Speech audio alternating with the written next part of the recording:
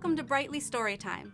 I'm Miss Linda, and today we're going to read a book about a boy supervillain. It's called Dylan the Villain by K.G. Campbell.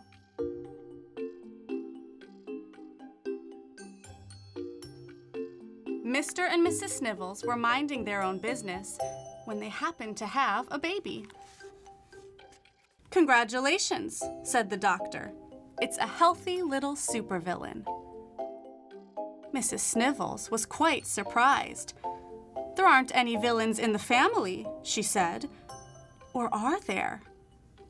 Mr. Snivels didn't say anything, but there totally were. The new parents named their little boy Dylan. They discovered that supervillain babies are much like any others.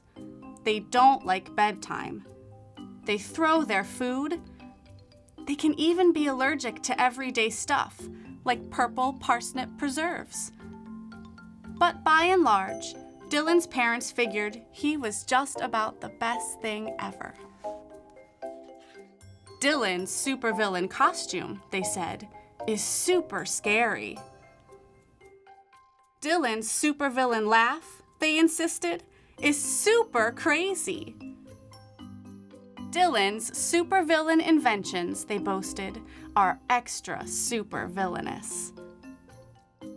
"You," they told Dylan, "are the very best and cleverest supervillain in the whole wide world." And Dylan totally agreed. Until he went to school.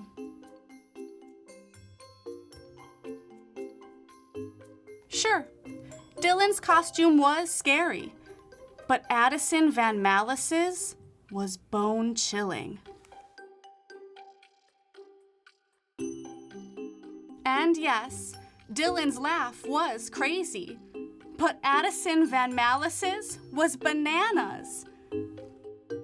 And Dylan's inventions were certainly supervillainous, but Addison Van Malice's were demonic.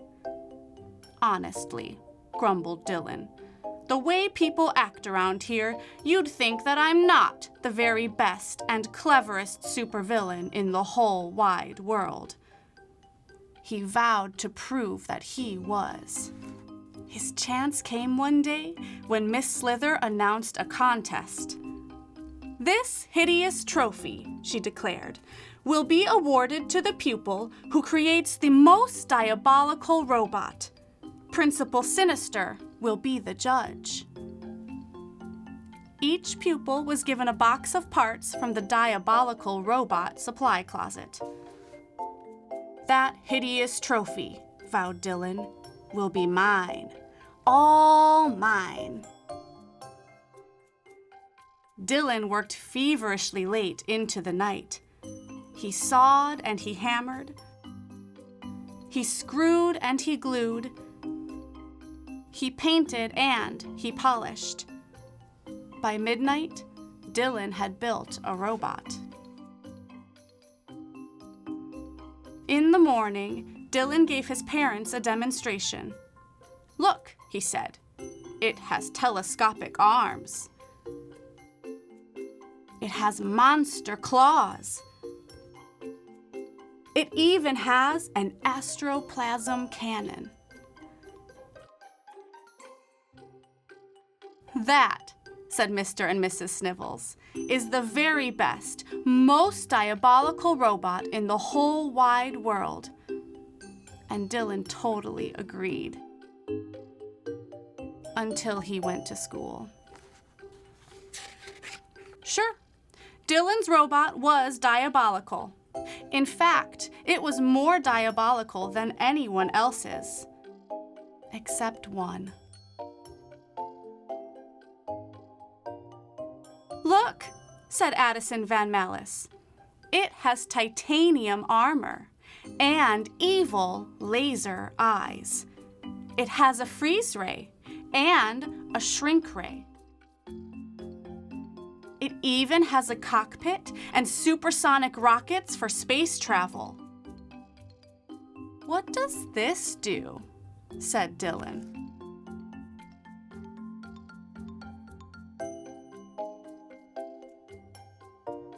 When Principal Sinister arrived, Dylan's robot was the most diabolical in the class. "Where is Addison Van Malice?" said the principal. "We don't know," said everyone. And that was quite true. Dylan won the hideous trophy. It was a little sticky. But Dylan didn't care. He cuddled it all night. Unfortunately, the sticky, hideous trophy gave Dylan an allergic reaction. It was almost like someone had put purple parsnip preserves on it. On purpose. "That," said Mr. and Mrs. Snivels, "is the very ugliest, most uncomfortable-looking allergic reaction in the whole wide world." And Dylan totally agreed.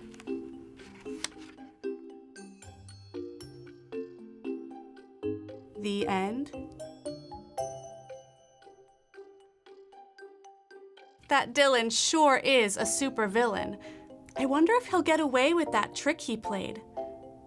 Come back again to read more stories together, or find more books to read on your own at readbrightly.com. Thanks for watching. Bye.